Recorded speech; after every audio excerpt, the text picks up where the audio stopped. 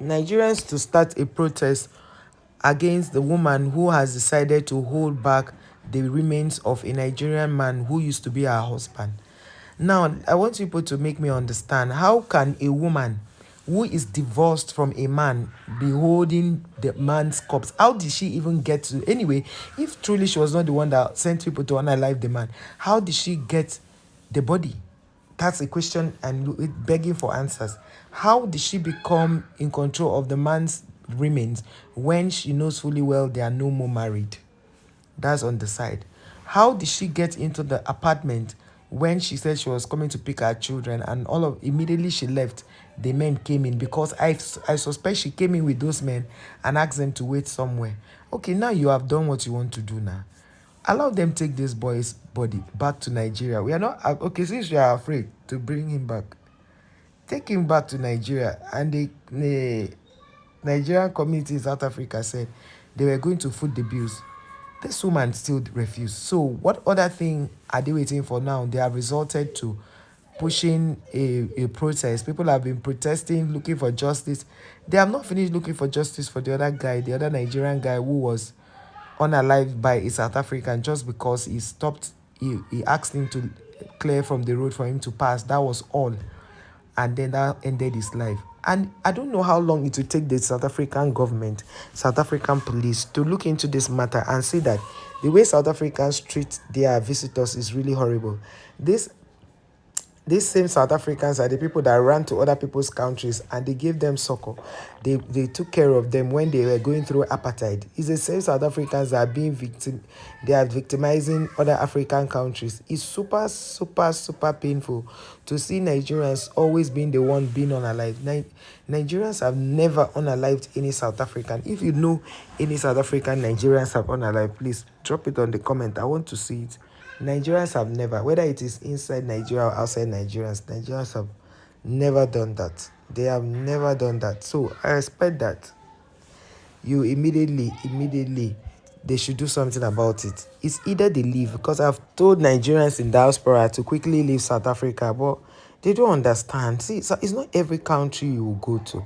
It's not every country you relocate to. I tell you this for free and I kid you not. It's not every country you should relocate to. I used to tell people that instead of me to relocate to South Africa and go and live there, I'll go to Ghana. Ghana is more peaceful than South Africa. I tell you, sometimes if we just see, when they say all that glitters is not good, that's South Africa they're talking about in mind. I tell you. Because you read comments from South Africans who are not in Nigeria telling you about their story of car hijacking, daylight robbery, breaking into people's homes, car hijacking and all that. These things are real and they happen in South Africa. But because South Africans don't talk about all these things, the media don't talk about it. That's why it looks as though these things are not happening. Not until content creators started reacting to things that happen in South Africa. That is why you see that South Africans are still, thinking that we don't know what is going on in their country. We know everything. We know everything. Even before I started doing this content, I started doing content generally. Somebody very close to me was telling me how South Africans are the highest in crime. I was like, really? Because I never used to pay attention to South Africans until they started this xenophobia attack.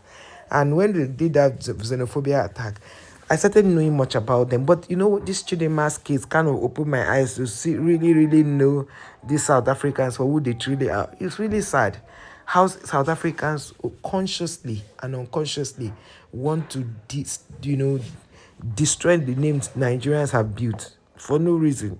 For no reason, honestly. Nigerians have done for them more than what they can never say they've done for Nigerians. Now, my question is, if Nigerians leave your country, which I want them to leave, if they leave your country, will things be better for you? Will you be able to make ends meet? That's the question. Will you be able to make ends meet? Because your own laziness is too much. In the next 2 months, you are not going to have your 350 rands again, which is equivalent to $20, I guess, according to what I heard. And you people are supposed to be doing what? Using that money to take care of yourselves. It's strange. Go out there, look for money, hustle. So that you don't go about looking for trouble where there is none. Honestly, go out there, look for something to do. Go out, look for something to do for yourself. It doesn't make sense. You don't marry a man from a tribe you don't like. Like the woman I posted a video that talked about like, relocating to Nigeria with her husband to come fix and build up a company before going back or be staying there. That woman said some very profound things. And I hope that South African women will listen to her. Because if it worked for her all these years, it can still work for you. You need to change your approach. Because I know that some of you say you don't travel, but when you don't travel, how do you understand the way of life? You can't just be in one place and expect to know it. But for social media now that people can just sit at home and see what's going on and understand what's going on. In those days, you needed to travel. And Nigerians are already used to traveling. But I know that South Africans are just a thorn on the flesh of so many African countries, not just Nigeria. And that is why this sometimes when I hear things like this, I don't worry that much because I know who they are. I know their capabilities, you get. So at the end of the day, if you guys cannot, behave yourselves and know that if you go to somebody's country, you should open your own bank account. Try as much as possible to be legally there. If you are not legally there, my brother, my sister, pack your bags and leave. You cannot be living like a fugitive. Was that the right word to use? In another man's land, and you think, okay, they are going to do well for you. No, nothing like that can happen. So it's high time you stood your ground and did what was right. Honestly, let's see how far this protest can go. If they protest and go to maybe the representative in the area where they live, or they go to the president, they should write to the embassy. They should do a lot of things, because the other guy who was unalived, his matter is in court and the South African media is not talking about it. No, the only thing they even talk about is the banter between Nigerians and South African. But cases where Nigerians have been unalived, they're not talking about it, and nobody is seeing anything wrong with that. Nobody seems to see anything wrong with that. And it is so shocking. And I see, honestly, I don't blame South Africans. I blame Nigerians, because they're the ones that went to their place. I blame Nigerians, because if Nigerians did not do that, all of these people will be seeing us differently and will be giving us our respect. But they don't have respect. And the funny thing is that they're the ones that demand for respect more than anything. They demand for respect more than anything you can have.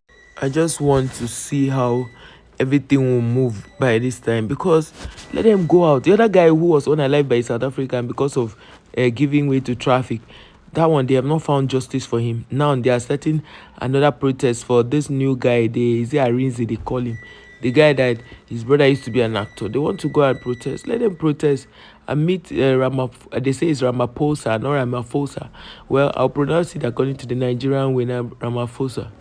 And I hear them calling Ramaphosa on the news. So it's you people that want me to now come and know how to pronounce it Ramaphosa more than.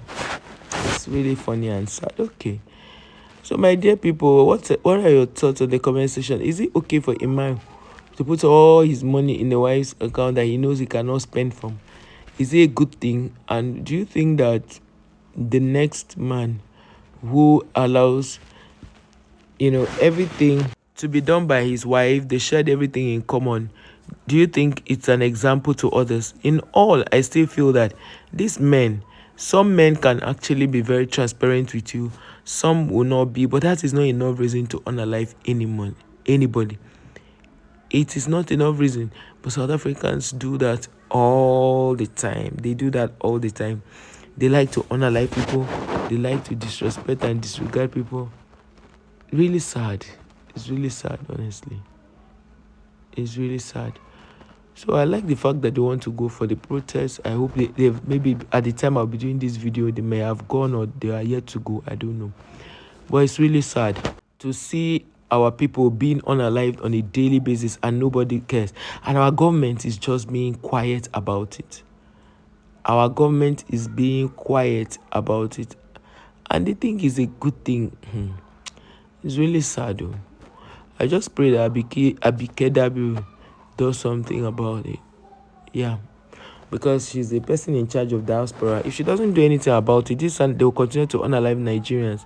And it's becoming out of hand. It's getting out of hand, seriously.